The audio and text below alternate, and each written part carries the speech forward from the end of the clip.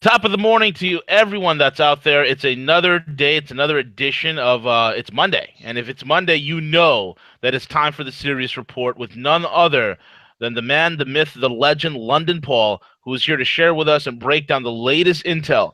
And guys, if you haven't done so already, and we don't get a penny out of saying this, I'm telling you right now, if you haven't done so already, go forward, go to Paul's website, the Sirius Report, subscribe to his podcast because it is well worth every single cent to be on Paul's podcast because it is invaluable information, especially for the days that are ahead. Paul's analysis and his breakdown, you're not going to find it anywhere else. You're not going to find it anywhere else but the Sirius Report. There's, again, like I said this so many times, and I cannot emphasize this enough. There's only a handful of people and a handful of websites, you could probably count on one hand, that breaks down the complete geopolitical breakdown of the entire world, and that one website happens to be the Sirius Report. So check it out. Without further ado, London Paul, my man, how are you, sir? I'm very well, and yourselves? Good afternoon, good morning, good evening, depending on where you're living, I guess. But exactly. Well, I'm caffeinated, Paul, and I'm sitting and I have my seatbelts on, and I'm bracing myself for another edition of Sirius Report. So let's have at it, Paul. What's the latest? okay, well, we thought we'd talk today largely about Donald Trump and the administration, and from my perspective, what's going on. I think it's worth pointing out the second that Trump took office, the world really was never going to be the same again. And what we're seeing now is not just what's happening in the US, but the knock-on and catalytic effects of what's going on elsewhere in the world. And the problem is we're seeing all these people protesting, and some of them genuinely are protesting because they desire to hang on to the old paradigm for all the reasons we know, but they're ultimately flawed. And it's ironic that when they finally get real change and they have probably the first genuine US president since Kennedy, they're fearful of what it will bring. Now, that's understandable because from their perspective, they see the world as well. It's fine for them. Okay, there's a few problems, but they're fearful and not realizing, of course, what Trump's doing. And, I've had a few people contacting me saying, well, why is Trump not talking about 9/11? Well, here's the plain, simple facts. At the moment, largely, the mainstream media is completely anti-Trump. So if he was to come out and make this statement, he would be absolutely ridiculed and discredited. No one would believe it. And what's that going to do to his reputation around the world? Because, of course, a lot of nations are going to say the same thing. There's nothing to support this argument. Yes, there will be a time in the future when it will be the right moment to say, okay, these events have happened in US history, in UK history, where everything else, and it's now time to address those. Also, we've had people saying, well, he's approved the Keystone Pipeline, so he's committed to hydrocarbons, so all this, other technology which will come about eventually is never going to happen. Well, no, but once again, you can't just switch off hydrocarbons one day and turn on this new technology the next day, as I pointed out to someone. There's 125 million, I've read, households in the US roughly. Now, if you're going to roll all this technology out, how quickly can you do that? And you can't just switch all the other technology off and say to people, right, you're redundant, you have no job. But by the way, how do we fuel? How do we power everything? I mean, hydrocarbons are the engine of any nation, ultimately, obviously. So people need to think a bit more and go, well, yes, mate, this will happen eventually, but we have to have a coordinated plan. And before you can roll out any of this or tell the world about 9/11 or anything else, you have to drain the swamp, as it were. Now, you can see already, to use an analogy, that he's got the wrecking ball out and it's swinging big time. Now, the thing is, he's not going to waste an awful lot of time, from my perspective, trying to fix things which are broken and really seriously broken. And we know in the Kabbalist world, most things are very badly broken. So what he'll do is, I believe, he'll tear everything down and rebuild things in their place. And he's not going to waste time kind of flushing what I would say the slime in the swamps that refuse to compromise or bend to change or reform, which is coming. And this is where the draining the swamp analogy for me is very different. What he'll do is demolish the kind of huge network and infrastructure that supports the cabal, supports the beltway, and he'll flush them out that way. And when you do that, the cabal's left naked, isolated, exposed, far easier to deal with. If you try and do it the reverse way, all you're going to do is end up in a kind of Cold War, hot war situation when you could have huge problems in the US, such as civil war or whatever else may come about, because if they want to fight fire with fire, that's exactly what they want. They've always wanted that. Hmm. So you can't obviously allow that particular problem to come to pass. Now, in terms of the all the cabal structures that create the insanity, it sounds crazy, but they're going to become irrelevant. They're not really the problem now. And of course, ironically, while this is all going on in the US, Europe sat there not having a clue what's going on. And yet Theresa May comes over and talks about reigniting the special relationship and how the US and the UK are not going to be these dominant powers anymore. But the reality is she doesn't really know what's going on, and she's got her own problems because the UK is in a big mess. And yes, Brexit is an inevitability, but it's going to create a lot of economic headaches for the UK. You've got Germany, who's not really sure what to do. So the whole of Europe's kind of sat there going, well, don't really know. The Middle East going, hang on, what's the US policy? Mm. But the one big thing that Trump knows better than anyone is the faster the current system's taken down by any nation, the quicker and the better they can rebuild a leaner, robust economy, political and social framework. And that will drive the US into the new paradigm. And that's absolutely critical. And this is why people think, my God, he's moving at breakneck speed. And we can talk about some more of the executive orders that have come out since we spoke a week ago. But the thing is, this is the problem. People are trying to understand what Trump's doing based on the old paradigm, and he's not doing that. He's just not going to adopt that strategy. And before he came into office, he kind of was very cleverly kind of managing people's expectations. And as soon as he got elected, he's gone for the jugular, and the juggernaut's moving, at full throttle now. Yeah. And I think the problem is people are grossly underestimating. They think he's some kind of idiot because he did what he did to get elected, and now you'll start to see more and more the policies that he's going to roll out. And people are criticizing him already. And I think we can probably start with immigration's the main one. Now, people are absolutely foaming at the mouth about it because the interesting point is there's 120 day. After 120 days, either it'll be, I guess, reassessed or it'll be the end of it. Now, the question therefore remains is why is he really doing this? He's not doing it to upset people around the world. And people say, well, he didn't choose Saudi Arabia. Well, no, he didn't. But here's the plain simple fact, and we said this before we came on. If you or I go to Saudi Arabia, we need an entry visa. We also need an exit visa. And Right. for a Saudi citizen, to leave Saudi Arabia is very difficult. That's why they didn't bother, because they see there's no problem, there's no requirement to do it. It wasn't some kind of nefarious reason why they were excluded. And as you said, the countries that were chosen were on Obama's list anyway.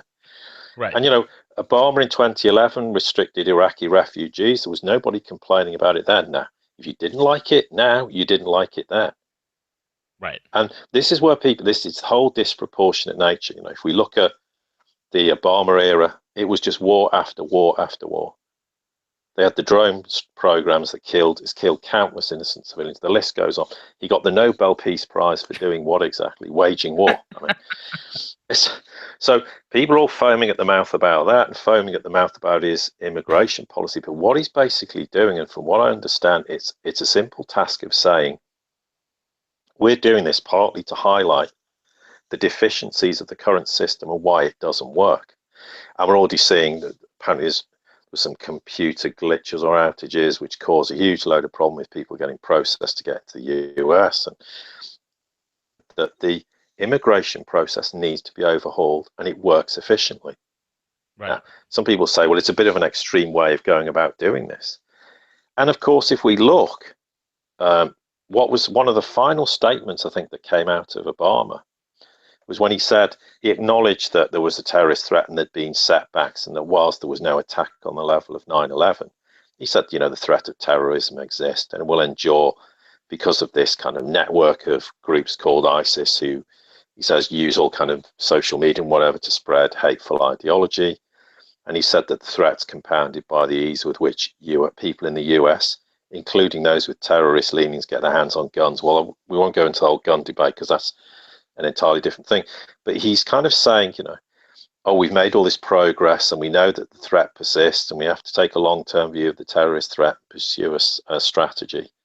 Well, he's kind of agreeing with what Trump said, although Mm. they didn't take the action. And of course, they're trying to say, well, we don't want to elevate ISIS to a level that we're trying to convince the American people it poses some existential threat.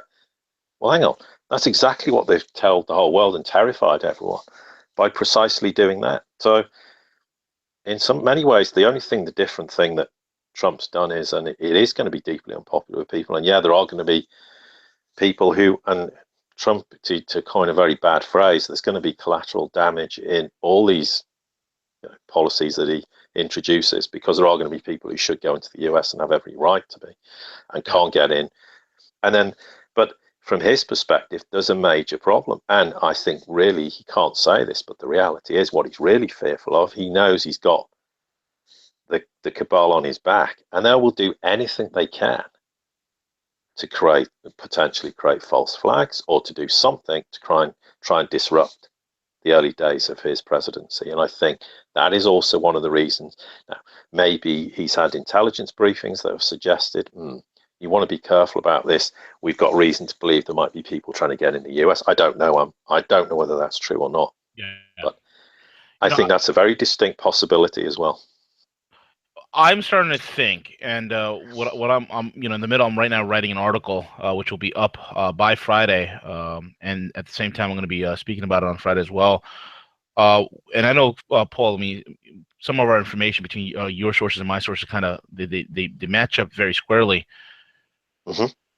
It's pretty funny, okay, that Trump would take the 7 countries that were already on the list of Obama's. And prior to Obama, if you look under George Bush, George W. Bush's administration, there were 34 countries that were on that list. Okay, Mm-hmm. nobody said anything.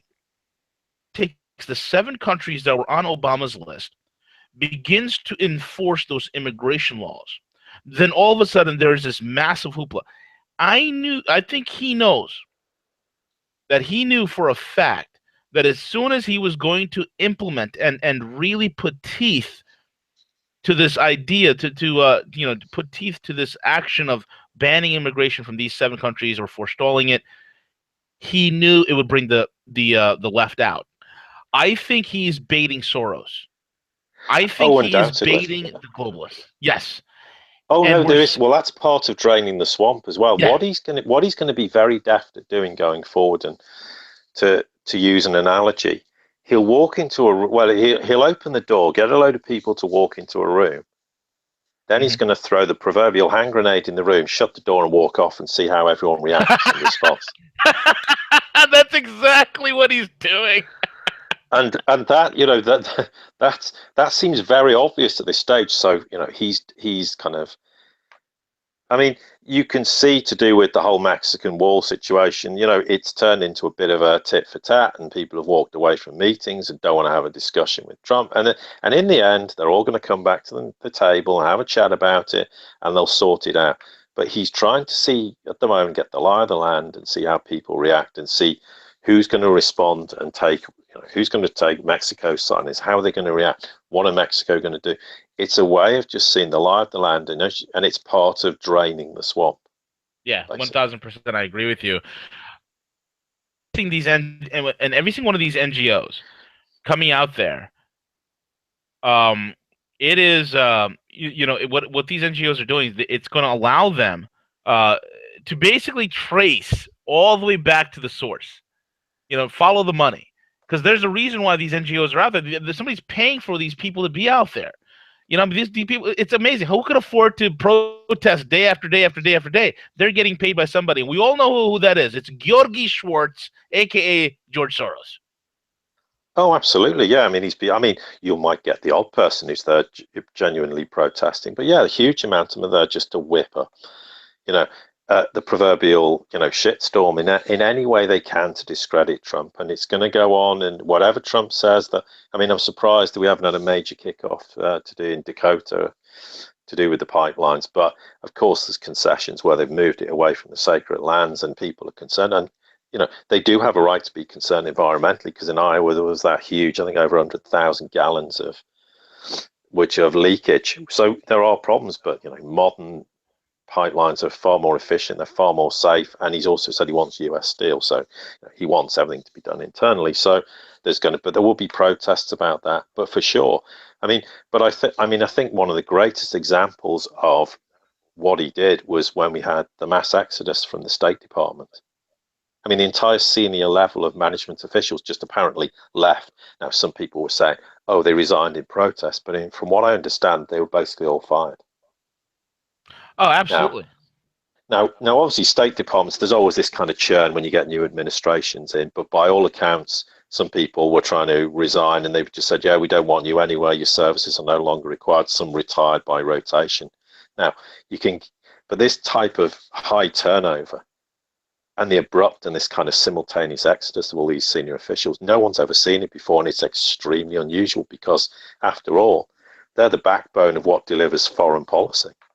I mean, in very simple terms, for people who don't understand, and probably some people don't, is that you know they maintain embassies, they ensure diplomat securities around the world, they vet visa applications, they also deal with the people, resources, budgeting, facilities, technology, financial operations, and the list goes on for the Department of State operations. It's very coordinated, highly important function within the administration. Now, the departure is going to raise the Yeah. question, and some people have already said, oh, the new administration doesn't understand the function of professional diplomacy. They don't understand this department. They do understand, and that's why they've got rid of them all, because as far as they're concerned, they're part of the problem, not the solution.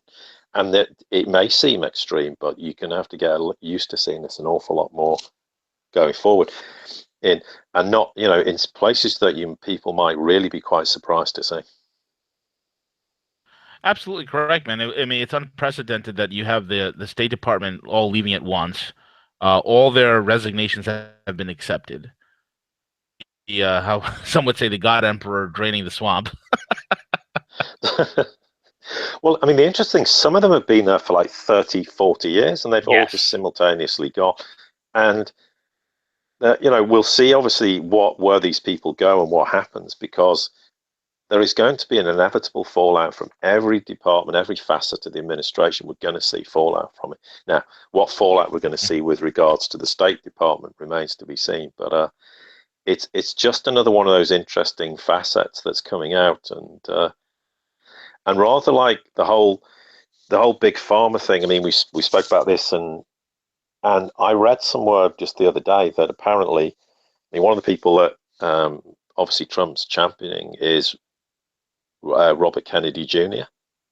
Now, he's done some vaccine safety advocacy work, and by all accounts, there was vaccines given to infants contained these huge amounts of ethyl mercury, and the CDC, they're the Centers for Disease Control and Prevention, and the FDA, the Food and Drug Administration, knew about it apparently, Right. and conspired to keep the reality of mercury damage from the likes of you and me and public health agencies. Now, by all accounts, the FDA's Center for Biological Evaluation and Research, that's a bit of a mouthful, that's the CBER, was responsible for adding up the cumulative exposure to mercury from infant vaccines. But it's astonishingly, this was never really performed by either the FDA or the CDC.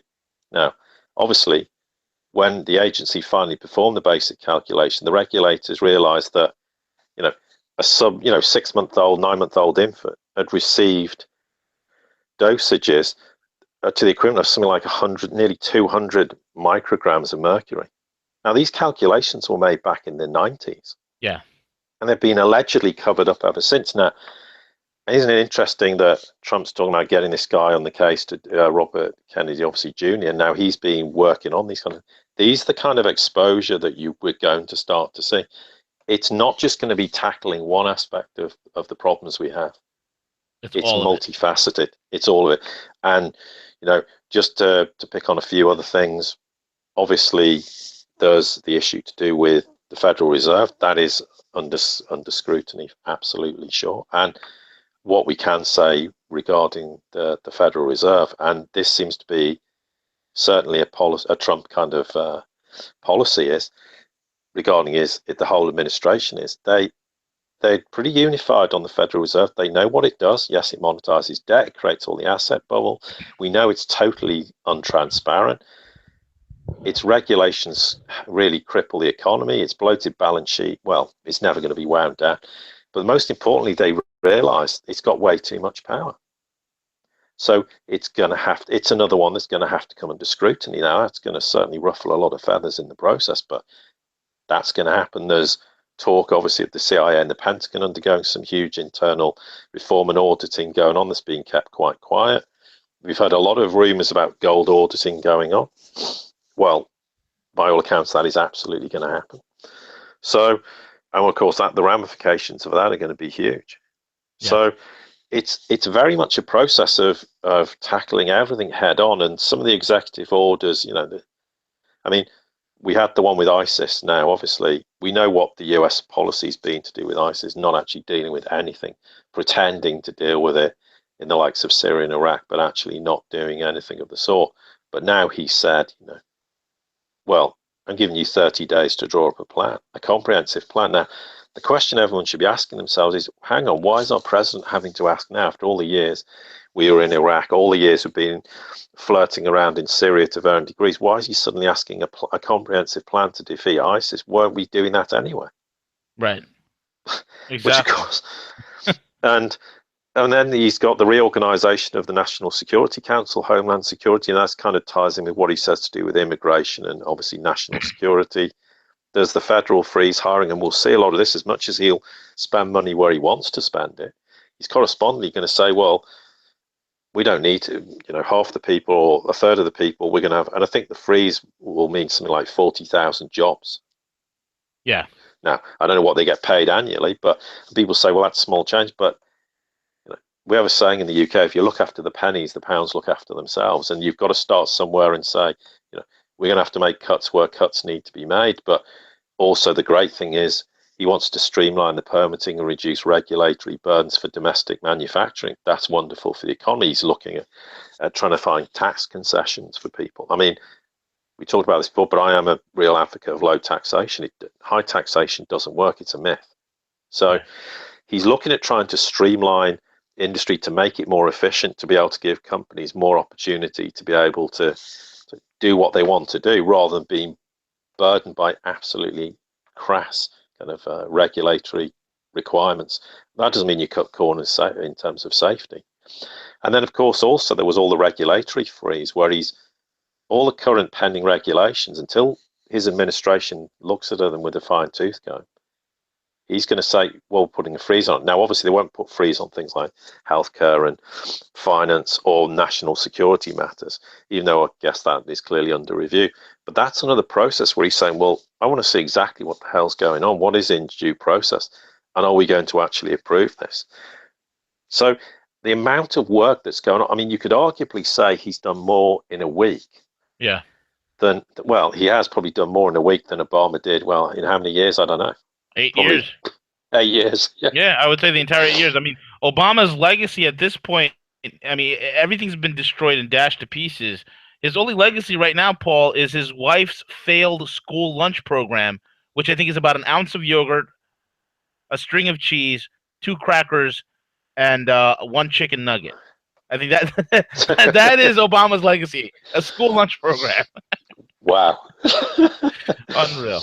Well, yeah, but I mean, and this is the thing that's frightening people is that they've seen this pace of change everywhere and going, hang on, presidents don't do this. Well, no, they don't. But if you have a real president, that's exactly what they should do. Because, if you or I were to be the prime minister and the president, in your case, of the US, then you'd immediately say, hang on, we need to quickly change X, Y, and Z and do things with efficiency rather than just preserving the status quo as all these puppet presidents have done. And I mean, and controversially, he's always Yeah. prepared to really grab the bull by the horns and deal with things. And the Environmental Protection Agency is a great example because, by all accounts, it's looking as though, sorry, that it's going to be gutted, and probably at least half of the administration will be, well, made redundant.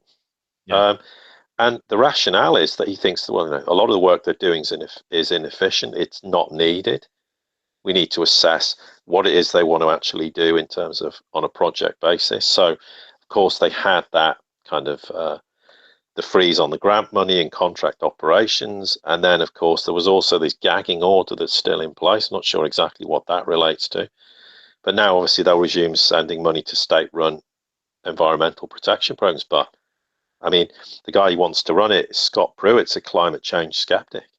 And he was part of Yeah. a legal action waged by 20-odd states against the APA to halt the Clean Power Act. Obviously, that was Obama's administration's desire to curb greenhouse gas emissions from, I think it was coal-fired power plants. So he's kind of setting his stall. I mean, there is this argument people will go on about climate change, and yes, the climate is changing, but what are the real reasons why it's happening? That's the point. Right. And Exactly. we know historically there's been a lot of very strange activities going on in respect of climate change and who was behind it, who's funding it, who's trying to pursue a certain angle, and and ultimately who's benefiting. That's the point. Whenever they introduce the legislation, who benefits from this? Find out who benefits from it, then you know the reality of what's going on. But he's going to be deeply unpopular by making these kind of claims. But the EPA is under the microscope, and for sure, I mean, if he really wants to make it lean, maybe he could, they may have, I think, 15,000 employees or something. He may end up slashing it to 4,000. You just don't know. But if he feels that the work they're doing doesn't warrant what they're doing, then he will slash the Right. workforce because it's a waste of money from his perspective. It Yeah. is. Paul, I Mhm. mean, I remember reading one of their wasteful spending projects. They spent tens of millions of dollars to study the mating habits of ground squirrels in relation to climate change. Millions of dollars on that. The mating habits of ground squirrels and how climate change is affecting the fact that now squirrels are suffering from erectile dysfunction. Maybe they need Viagra, but this is the kind of stuff the EPA does. Well, it'd probably be cheaper to give them Viagra than funding this, study. But no, but it's not only the amount of people they employ and whether they're doing it. You're absolutely right. It's the wastage of money, and Oh, across. I mean, it's the same in the UK. Government spends stupid money. I mean, we've had projects in the UK where they've wasted tens of millions and even more of pounds in our case on absolutely frivolous, pointless projects that absolutely, derive no benefit for yeah. anyone. So, and but I think, the other thing is I guess we talked a little bit about May and what went on, and it was kind of very predictable. Although obviously Trump's kind of response is kind of Yes. the mainstream media just can't get their head around it because he's being the businessman and not the politician.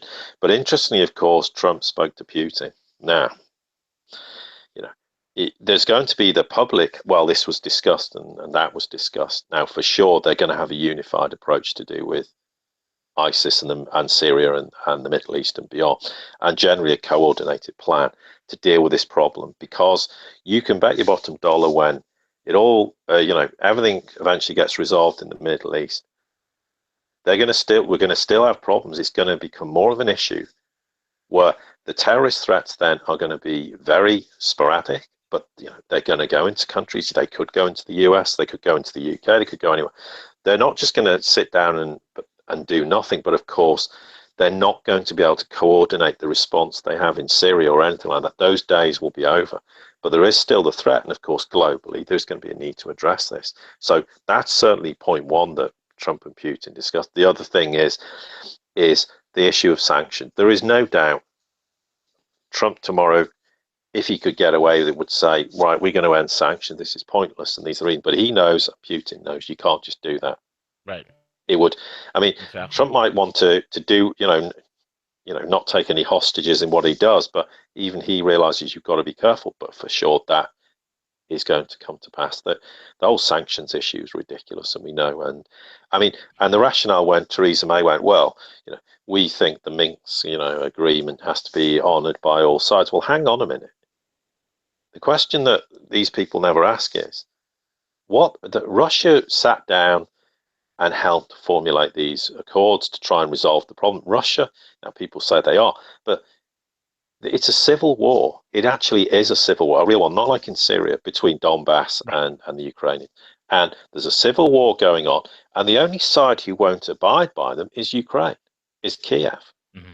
And of course, because of that, because they refuse to abide by it, apparently that's Russia's fault and they're responsible and we have to maintain sanctions. Well, this kind of nonsense is going to come to an end. And Trump's aware of this, Putin's aware of this. I think we'll see much cooperation. I think we'll see eventually in the fullness of time bilateral trade between the nations, an agreement, that for want of a better word, you've got China, Russia, and America. And logically speaking, in the future, superpower is the wrong word, but they're going to be big, nations, powerful nations, but not in the context of a kind of hegemonic kind of policy and approach to the world. But they're going to be pretty big Right. nations. But the one difference is they're all going to work together. They're not going to be Right. this idea, oh, Trump's going to take down China, all the things we've spoken about before. This is a nonsense. And, That's you know, foolishness. yeah, exactly. And Putin knows this, Jinping knows this, and Trump knows this. So certainly the public rhetoric was, we had discussions. It's all very kind of fairly kind of wishy-washy in the rhetoric, but beneath it all, no doubt, that's exactly what's happened, and it's very important this starts to happen. Now, Trump also spoke to Merkel. Quite what he said to Merkel is hugely interesting. I can't imagine some of the things that. I mean, it's rumored that she's supposed to have said, or one of her aides is supposed to have said that Trump didn't know what the Geneva Convention meant, and that just says it all about who Trump is. I mean, which I absolutely don't believe he doesn't know what the Geneva Convention is. But this is all part of discrediting it. And it's kind of incredible that, people don't look around and go, hang on, when did I last see a president absolutely lambasted by just about everyone in media across the world, by agencies across the world, by prime ministers and presidents across the Western world, particularly? Never.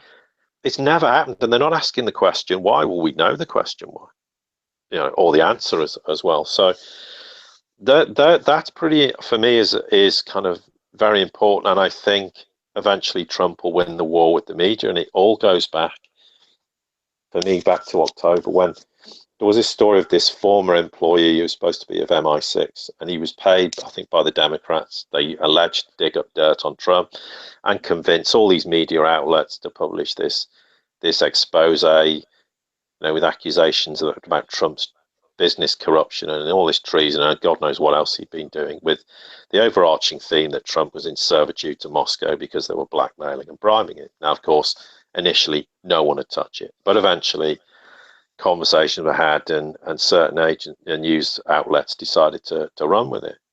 Well, of Yep. course, Thanks to John McCain. yes, John, exactly. Now, the question, of course, then came out after all this is the attempt to discredit him blew up in their face. Yes, it And did. it's now beneficial to Trump and to the great detriment of those who want to oppose him. So, because if any of the significant claims in this dossier turn out to be provably false, the mainstream media and all these anti-Trump factions inside the government as well will be seen as deploying fake news, and that's the great kind of new buzzword, isn't it? But Yeah. and they intended to destroy him and destroy his credibility. Now, in the eyes of the people, that will forever discredit, unfortunately, future journalistic exposes, even those that are based on actual fact and corroborated evidence. And of course, the irony in all this is the people trying to discredit Trump are actually committing credibility suicide themselves. And the more they continue to throw the mud at it, the more they'll continue to discredit themselves.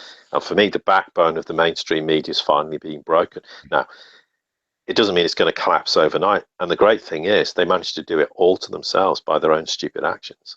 So, and Yeah. of course, what does this ultimately prove? The Trump bashing is becoming very revealing because the Beltway, the neocons are showing their real colours. But the problem Yep. is they're dealing with a guy who's completely independent. He has the resources to hit back, and he's not going to take any of their crap. And it's Hmm. just not something they saw coming. They just didn't. Right. They didn't expect this. I mean, but that's once again is their arrogance and their ignorance. Why they just weren't aware that this was coming to pass. Yeah, it truly is, Paul. And you know what's even more remarkable is that over the last several decades, they have taken the weakest branch of our government, which is the executive branch, and they've empowered it. They've empowered it through Clinton and his false flags. They empowered it through the first George H.W. Bush. Then Clinton empowered it with his false flags, and George W. Bush gave it the steroids that it needed after 9/11 with the Patriot Act. With all the other laws that were passed under the guise of national security, and then Obama really built it and took it to the next level with the signing of the NDAA and the passing of JASTA and all these other things. And now they were thinking, the cabal was really thinking that their war goddess, Hillary Clinton, was going to take the reins and then bring America to the subservience of this global utopia governmental idea. But now they never saw, you're right, they never saw Trump coming. And now here's Trump. He's taking the reins of control into an energized and strengthened executive branch where the Congress is weak. And now he's completely undermining and undoing their entire work. It's truly, the irony is incredible. It really is. Well, yeah, and of course the other thing is he's taking the fight to corporations. I mean, there's this whole thing where apparently he's going to sign an executive order overhauling the H-1B visa program. Now, technology companies absolutely foaming at the mouth about this because they fear they're being singled out for outsourcing jobs or shutting down, obviously, this visa program, which they claim, they hire a lot of highly skilled foreign employees for what they say are critical engineering technical jobs. Now, there may be an element of reality in that, but he's basically saying, look, in future, you're going to employ people from inside the US. You're not going to outsource these jobs because this job should go to someone inside the country. Now, Exactly. Some people say, well, that's very laudable to do that, but he's absolutely adamant he's going to do it. And I think you'll see it increasingly where he will take on the corporations. He's not just going to say, well, I'm going to have to clean house across the entire administration and all the supporting agencies associated with that. I'm going to take it to the corporation. And of course, meanwhile, every day of the week, you're seeing the real economic news. I mean, something came out just before we came on air where it says that Americans are now spending more they earn for the ninth straight month. Yeah. As saving rates Right. have fallen, and they'll continue to fall. And that's part of the economic policy. And every day we're seeing economic reality. And he's fully aware of the economic reality of what's going on and what needs doing. And of course, hence why we're going to have audits and we're going to have a proper assessment. And he said before, during the presidential campaign, unemployment's not 5 or 4.9%, it's 22, 25%. And of course, it must be. It's absolutely, Yeah. it's irrefutable. And if you look at how can you have nearly 100 economically inactive people, they all just decided not to work, or they're past retirement. I mean, what are they trying to convince us with? It's absolute nonsense. They're all on an extended holiday, Paul. Extended holiday. Yeah, yeah, for like 5 years or whatever it is. But so of course, I mean, there's all the economic stats that are coming out, and he knows exactly what the economic reality is. I mean, but once again, people say, well, why is he not publicly challenging this? Well, at this point, there's no point in doing that. What does he want to do? Go out and tell the world, well, actually, it's really true. We found out there's 25% US unemployment, because that's really not going to help anything or anyone in the process. And yes, there is this whole mirage of the stock market and everything else. And yes, it is a complete illusion, and everything's been proved to be an illusion in the last few years with every scandal known to man. I mean, it's not just gold, silver, you got Forex, LIBOR, and the list goes on and on. So, but there's no point in committing, political suicide. I mean, he is taking calculated risks, and for sure, he's going to make some bad decisions from now and again. I mean, but if he makes 10 decisions and gets 8 or 9 of them right, that's a phenomenal strike record. You're not going to get everything right, and he probably will make mistakes, but the one thing he will do, he will listen to advice and he'll balance up and make a decision. And he seems quite happy to change his decision, as we said, regarding, by all accounts, they're not now considering moving the embassy to Jerusalem in Israel, because he's realized that is not the thing to do. There's one, I mean, so there's numerous examples where and people say he's backtracking. Well, no, he's actually realizing once you're inside the Oval Office, as it were, you're going to have to think more differently. You're going to have to approach things in a way where you have to assess what is before you. And it's very different than being on the outside, but for sure, knowing the economic reality is why he then realizes, okay, we're going to have to give tax concessions. We're going to have to break down regulation. We're going to have to try and stimulate business growth. And yeah, people will foam at the mouth about the Yeah. pipeline. But his viewpoint is it's tens of thousands of jobs to employ people, and that's my consideration. And he has made concessions. He's moved the pipeline 70 miles, and and also he says, I want it constructed. We said out of US Steel. So he's always conscious of the fact that it's all about trying to create the wealth within the United States. Now, of course, the other thing is, and this keeps cropping up, and we're hearing it, he's a protectionist. He's got no interest in working with other nations. Absolute rubbish. I mean, he's Right. made it perfectly clear to everybody he's spoken to, whether it's Putin, May, or anyone else for that matter. His exact words have been, well, yeah, we ended the TPP because it's insane and doesn't benefit any nation, but we want to negotiate individual bilateral trade agreements with every nation. And you'll want the best for your nation, and we want the best for our nation. And like any business arrangement, if you or I want to come and buy your property or buy your car off you, we're going to sit there and haggle a bit and negotiate, and then we'll come up with a price, and we both go, yeah, done deal. Right. And that's it. And Yeah. that's exactly how he works. He's a businessman, so he's not protectionist. I mean, but the trouble is, we've now gone to the point, and we have to be a little bit careful that we don't kind of over egg the whole nationalism thing. But people have got to the point now in the world where if you take any pride in your nation, it's a big problem. And we've got the kind of neoliberal view that this is, it's an abomination to humanity to do this. And it's not. We have to get back to the fact that we're going to, in the future, have strong sovereign nations who will be have self-determination in every aspect of what they do. But they're not going to run roughshod over every other nation. That's Trump's whole ideology in terms of this bilateral agreement. So he'll sit down with the likes of Japan, and he'll sit down with the likes of Russia in the future and go, okay, how can we work together? What's going to be beneficial to both our nations? Because a strong Russia and a strong Japan, a strong UK and the US is great for the world. And also in the process, what can we do to the weaker nations in the world that, ironically, of course, we've effectively raped and pillaged for decades and beyond? What are we going to do? And there's a whole issue of how do you regenerate Africa as a continent? It has Right. huge amounts of resources. I mean, I put out a thing on the website, wrote an article about Congo, about how all the assets have been stolen and what goes on there. I mean, that's just a small microcosm of a massive problem. That all has to end. And how is so? It's, as well as being looking internally, he's also looking externally, and it's incredible to see somebody who is actually, it's like the 100 plates. He's getting them all spinning at the same time, and he's keeping a watch on them and making sure they keep spinning. And he really is determined to do things. Now, a lot of people don't like him for whatever reason, and he's courted some controversy. He's said things people don't like, and I appreciate that. But the end of the day, from my perspective, and okay, I'm not a US citizen, obviously, but for me, if he can do a great job and change the US and make it the nation it should have been and always should have been, Hmm. and yes, he's going to cause controversy along the way, but if he does what he promises to, and really, it's going to be beneficial to the US, but also to the rest of the world. And people are going to have to get used to the fact that, yeah, he's not always going to appeal to them. He's going to say things. He speaks his mind, and he's going to be controversial. But if he achieves those goals, that is the name of the game. And if he does that, he will, whether people like him or not, or hate him and despise him, he will go down as the greatest American president that's ever, walked this earth.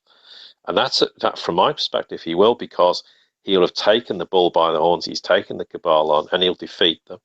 And when they've gone in totality, and really they're hanging on by their fingernails now, when they've gone, people will see how the world will change, and they'll go, wow, so all the things we were fearful of, we were terrified of Hmm. what he's going to do because we believe he's going to destroy civilization, we'll realize, in fact, the very people, if Clinton had gone in, that's exactly what would happen. And not only to the US, Absolutely. our foreign policy would have already we probably would have had bombs raining down on Syria and everywhere else almost immediately. The first executive order is just Yeah. bomb the hell out of Syria and get rid of Assad out of office. And of course, the great thing we're now starting to hear regarding foreign policies, I mean, the US kind of were, it was mentioned, oh, well, they're kind of not participating in all these talks, but they're now sat there on the periphery, and Trump's taking on board everything that's been said. But Turkey, Russia, and that's the other thing, they want them involved in Syria, not just in terms of coordinating a military response to finally dealing with the problems there and in Iraq, but also, okay, what can you bring to the table where we can constitutionally resolve the problems and help Assad sort the issues out in his own country? They want that because they now appreciate it. But prior to that, they didn't want Obama administration anywhere near the process because they were terrified of the consequences of what not him doing anything, but what his administration was likely to do. Well, that's changed, and that's important because, yeah, as much as Trump wants to step away from the Middle East and doesn't really want to have a hands-on approach, he also realizes that there is things that need to be dealt with and need to be done. And for sure, we've already, the US is already, by all accounts, starting to have a process of reevaluating US bases internally within the country, but also externally. They're going to do it. They're going to start moving out of nations, saying we don't need to be here, and we're not spending tens and hundreds of billions of dollars on nothing effectively. So, but then he realizes it's an obligation, and encouragingly, when you get people like Erdogan, who was furious with the US because, I mean, whether you like him, hate him, or whatever else, they did. The US did try to overthrow Erdogan in the coup. That was a CIA plot if ever there was one. So, but he's now gone, Absolutely. okay, new administration, you're Donald Trump. You're not the guy who was in the previous administration. We know you're very different. We want to work with you. That's hugely encouraging because when did we last see nations in the world want to do that, except under duress? I mean, I can't remember the last time nations were happy to do that. Right. I mean, yeah, there's the special relationship with the UK, whether that wasn't a special relationship. That was a, well, you'll do this, or there'll be consequence in the same across all the other nations. But now we're actively seeing nations wanting to work with the US, and I see that as hugely encouraging. Yeah, absolutely. It's us, but in the midst of the chaos, there's a ever growing glimmer of light. And I think with Trump at the helm, I think we're going to see a lot more nations understand. Hey, it's not the same old U.S. It's not. I mean, think about it. When Trump said America first, you know how many nations in the world just breathed a sigh of relief? Like, oh, good, finally, America first. Now they're going to be minding their own business. I, well, yes, but of course the interesting thing is that was portrayed as, oh, he's, it's very nationalistic and all the nasty evil things associated with that. No, what he was saying to the world is absolutely. And the nations across the world did breathe a sigh of relief because they're going, well, maybe they're just going to leave us alone. And but at some point, the US may you could serve a valuable function in any nation and help out and say, look, we've got this problem, and as a global task force that needs dealing with this particular issue, we can go in and deal with it. And the US will be welcome then, and it'd be really nice to see the US welcomed rather than fear. I mean, I can say as a non-US person across the world, nations were terrified at the prospect of the US getting involved in their nation because they knew what was coming. It's like Libya Yeah, when we had the complete faux Arab Spring.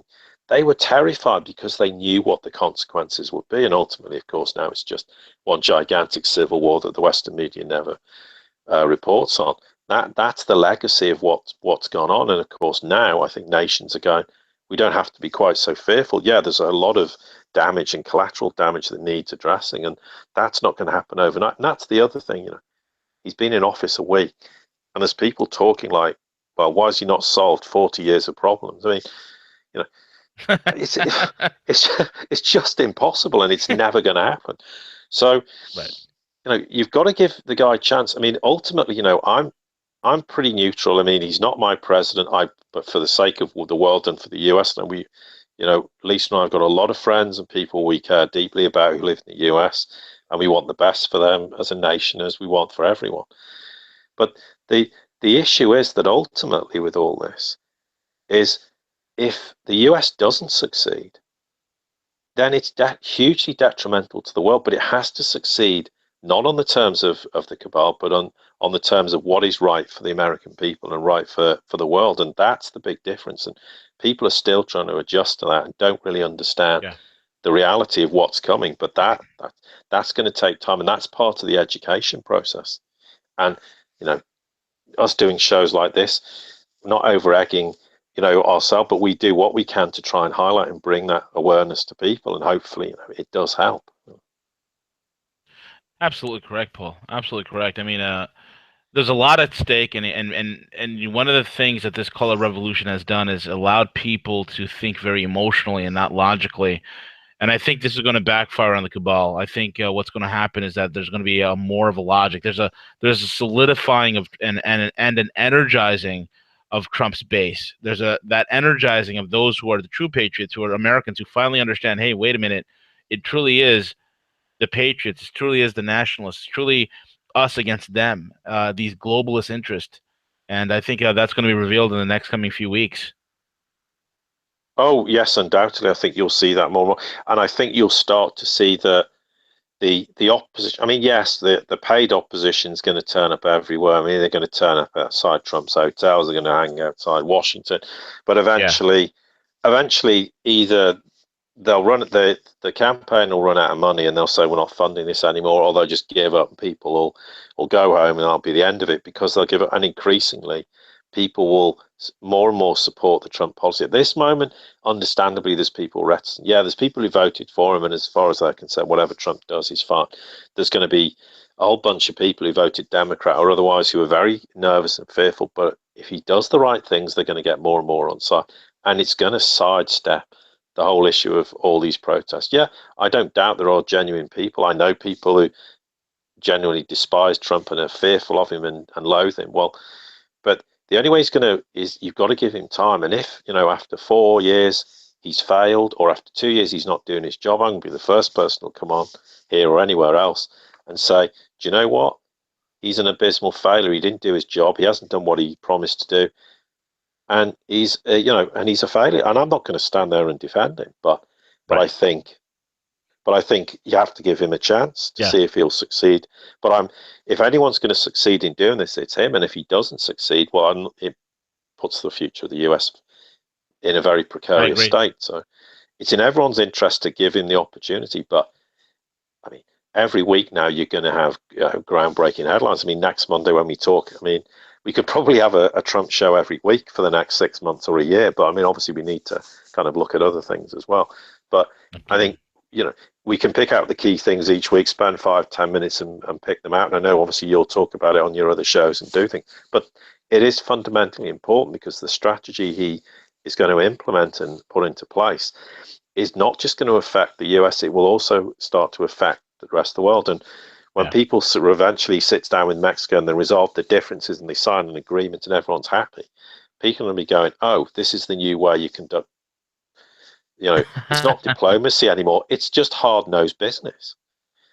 And Exactly and correct. he's the difference is he's not going to be hard nosed and destroy the nations in the process and call it democracy. He's going to say, well, we have to reach an agreement, and undoubtedly it's in the US and Mexico's interest to resolve their NAFTA differences. And for sure, NAFTA is useless and it doesn't fulfill any of the requirements that it should have fulfilled, but we know why that was the case.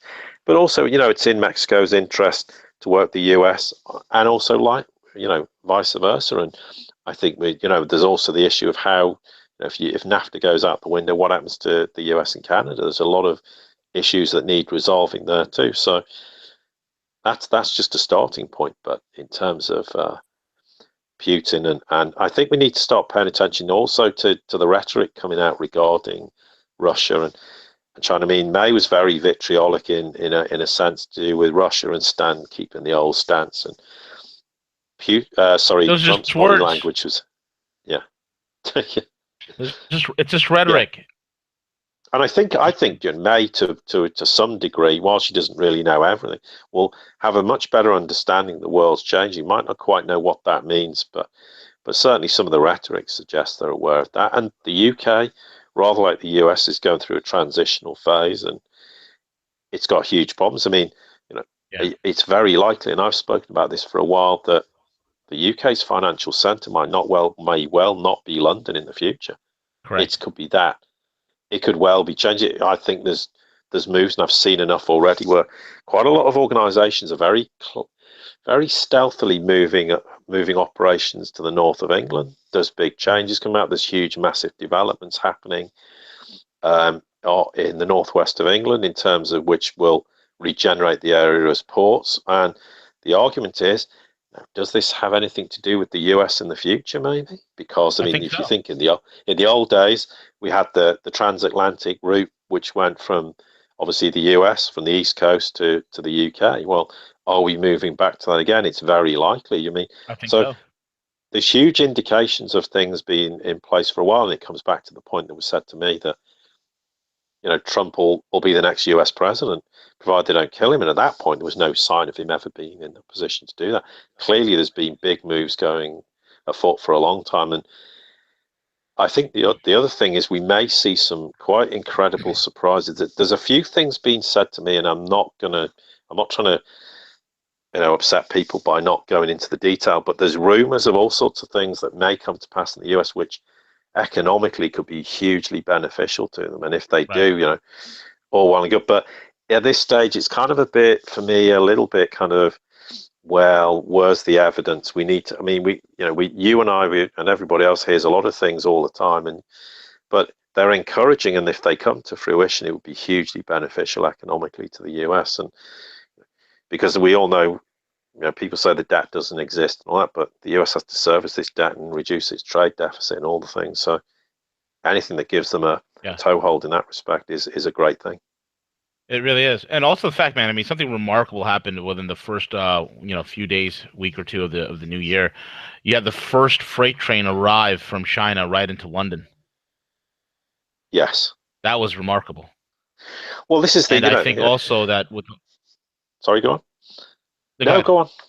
No, I think also, I think also the reason why Trump immediately started courting May and all the changes that are occurring within the UK, especially the captains of industry there, like you talked about, that a lot of things being moved to the northwest of London, um, and the UK being reintegrated in much more trade and a much more frequency of trade and volume of trade. It's also another way for the US to plug in to the new Silk Road. It's just bound to happen. These global nodes are being set up everywhere. It's being very well integrated, and it's a globalism that seems to be that'll work for everyone. It seems like, Paul. Oh, absolutely. I mean, if you look at South America, I mean, South America, I mean, people say, well, part of the BRICS, you've got Brazil. But if you look at the Americas, you've got the South, Central, and North America. That very much can function as part of this. I mean, if you look at it demographically from the East Coast, you can ship to Europe and Africa. You've got the West Coast, which you know, there's all the Far East. You've got Russia. You've got, it's beautifully positioned in that regard. And why can't it integrate and be part of the One Belt One Road? It's not part of it yet, but certainly from a maritime perspective, it can be. And also, it can form its own huge market. And people go, "Oh, that's all centralized." No, it's not. This is the big mindset that people need to change. The One Belt One Road is not globalization. It No, is a way of integrating all these nations to work together in mutually beneficial ways. Not this. That's not global. Well, it's globalization as it should be, and it's not the like correct, globalization exactly. dirty word we see now. But It's the real actually, something globalization. yes, and the way it was, when we had the old Silk Road. So yeah, I think certainly Trump's aware of that and realizes that it'd be hugely beneficial to do so. And why not? The US needs to be, but needs to look after its own internal affairs for sure, but it needs to expand its horizons globally, and that's what bilateral trade agreements is. That's the essence of what the One Belt One Road is, Yeah, and it's right, not hugely complicated. right. I totally agree with you, Paul. We're about 2 minutes left, man. Why don't you give out your website, contact details, social media, and how people can follow your work? Oh, thank you. Yeah, obviously we have the website. That's the Sirius report. That's Sirius. Now, that's really just as a way of promoting ourselves. We've got quite a lot of articles. I think there's over 100 on there, so you can read those. They're all free to access.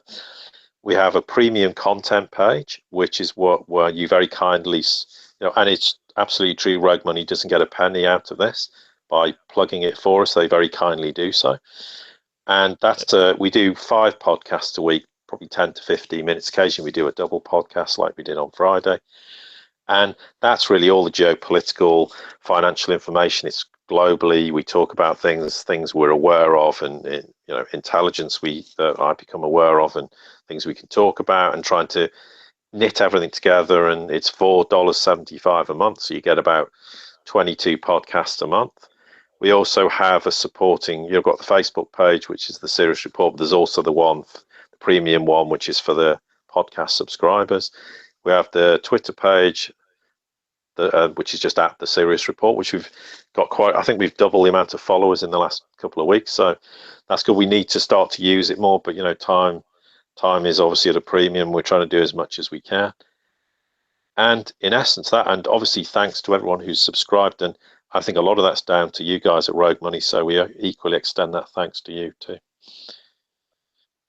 Definitely, Paul. Thank you for being on again. And guys, check out Paul's work. I'm a big fan of Paul. I love his work, his viewpoints, his analysis. Paul's one of those few gifted guys out there that could take very, very complex systems and complex bits of data and simplify it and make it digestible for everybody to understand. And he paints a beautiful global picture. I mean, it to me, just sitting here listening to Paul, I'm sitting here, I'm like, sipping my bulletproof coffee. I'm, noshing on some food here, and and I'm listening to this. I'm like, this is great. This is absolutely awesome. Paul, I'm excited to work with you, man. No, It's likewise. an Thank honor and you, a and privilege. thanks. And likewise, it works both ways. I mean, this is the name of the game. We all work together and try and just spread the word and get people to understand what's going on. Because when it does come, for the people who know nothing, it's going to be a huge, massive culture shock on 500 different levels. And it's important that as many people out there become at least aware of something before these big changes happen. Otherwise, they're going to unnecessarily be very stressed and fearful, and they have no reason to be. Absolutely. Paul, London Paul, the man, the of the hour, the man, the myth, the legend, at the SiriusReport.com. Thank you so much for being on, and I can't wait for next week. We're gonna have a lot to talk about then too. Undoubtedly. Thanks a lot, And enjoy your week. Andrew.